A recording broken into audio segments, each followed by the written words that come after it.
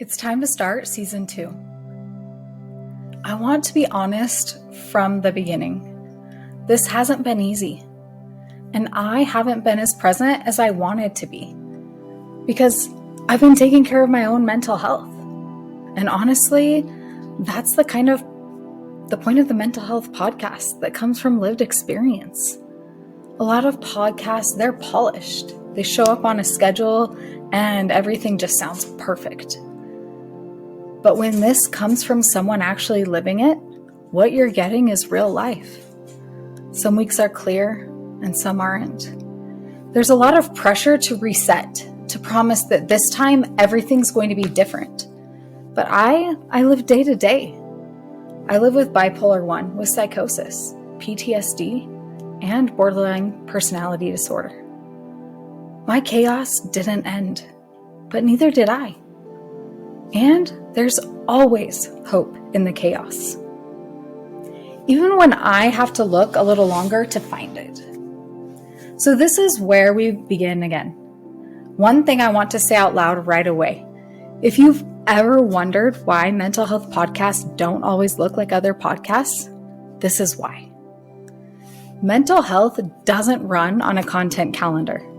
If it did, I promise it would ghost us anyways. Some podcasts can say, new episode every Tuesday, 9 a.m.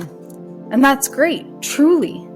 But when the podcast is hosted by someone with lived experience, sometimes the episode comes after therapy, or after a rough night, or after sitting on the couch thinking, wow, my brain chose chaos today.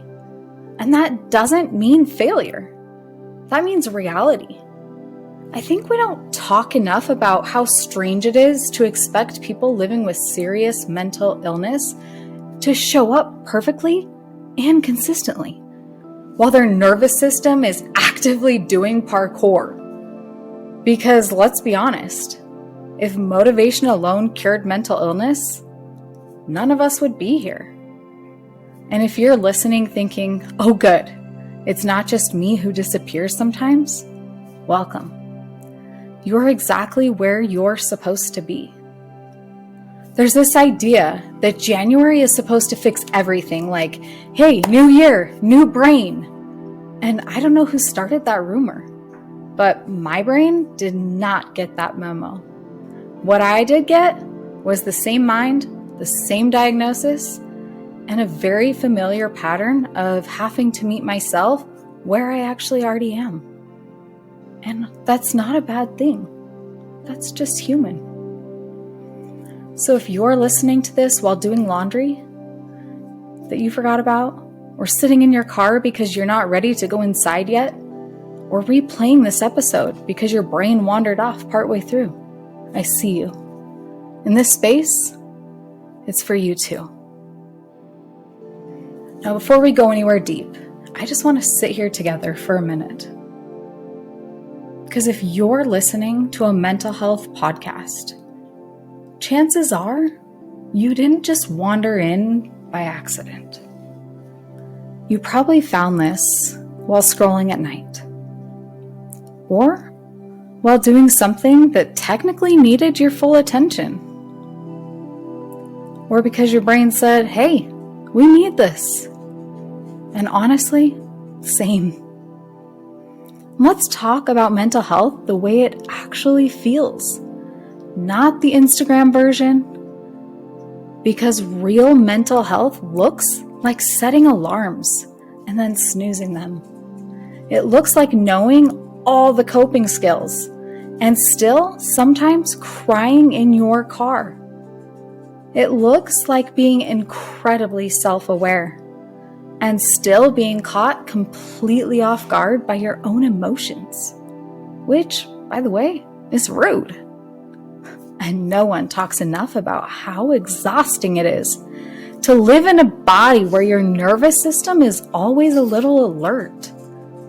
Like, calm is nice, but hypervigilance has been driving this bus for a long time.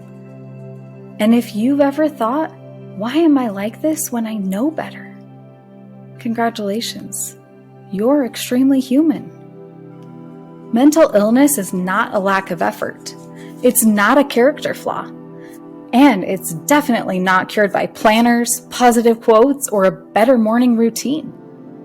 And can we just say this out loud for a second? Sometimes the bravest thing you can do all day is not cancel everything and disappear.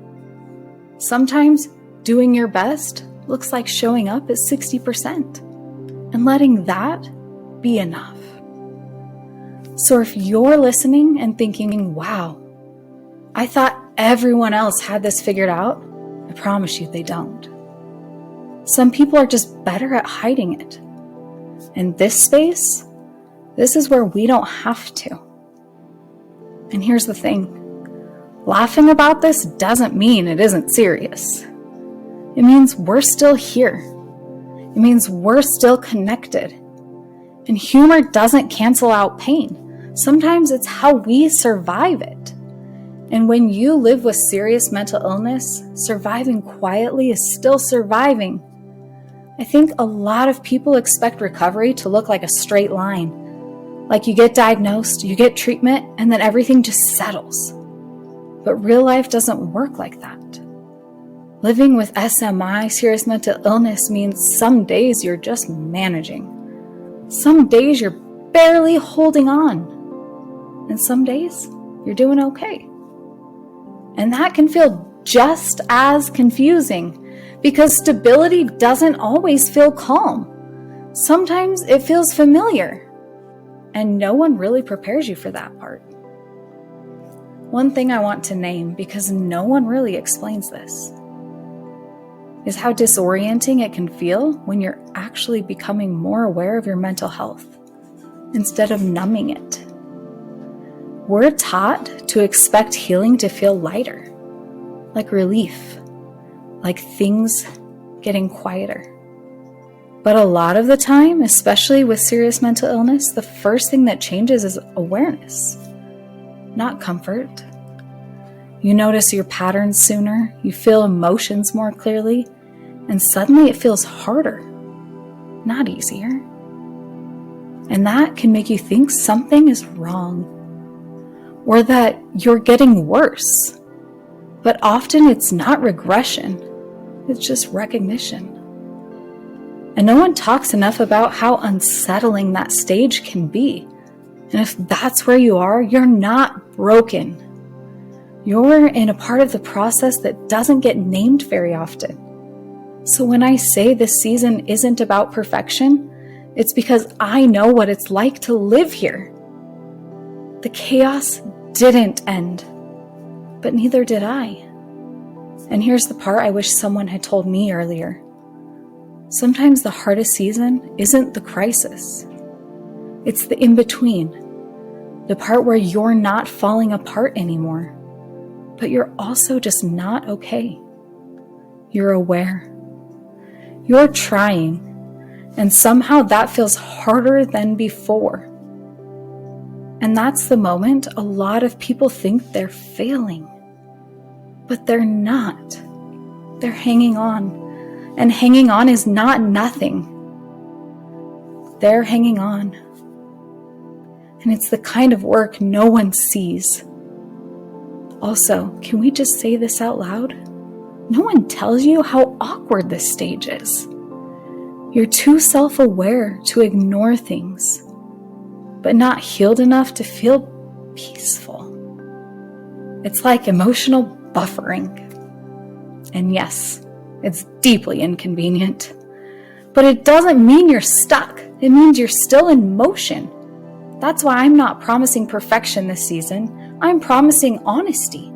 I'm promising presence when I can. Because this is what lived experience actually looks like.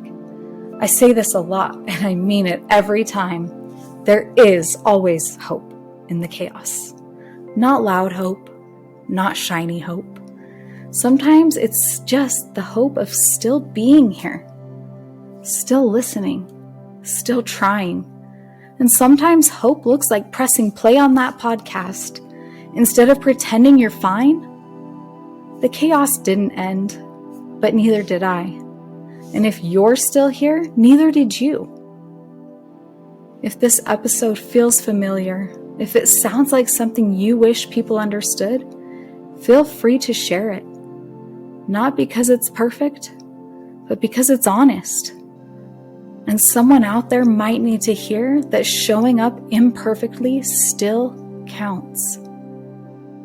And, as always, remember, there is hope in the chaos.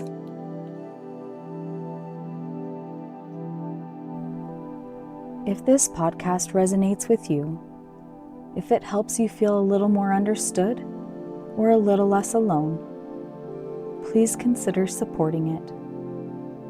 I pour everything into these episodes, my time, my heart, and my truth. And your support truly keeps it going. You can make a one-time donation or become a monthly supporter on Ko-fi.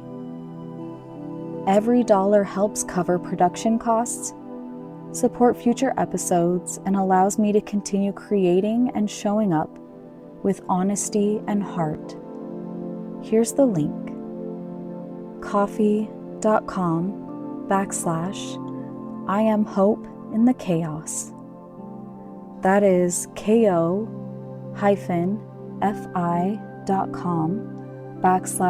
am hope in the chaos. You're not just supporting a podcast, you're supporting a lifeline for me and for others who need to hear these words. I am not a licensed therapist, medical provider, or mental health professional. The experiences, stories, and insights shared in this podcast are based solely on my own personal journey and lived experiences. This content is intended only for educational, inspirational, and support purposes. It is not a substitute for professional medical or mental health advice, diagnosis, or treatment. Always seek the advice of a licensed mental health professional or healthcare provider regarding your mental health or medical conditions. If you are in crisis or experiencing an emergency, please contact emergency services immediately by calling 911 or reach out to the Suicide and Crisis Lifeline by calling 988. You are not alone. You never were, and you never have to be. And remember, there is hope in the chaos.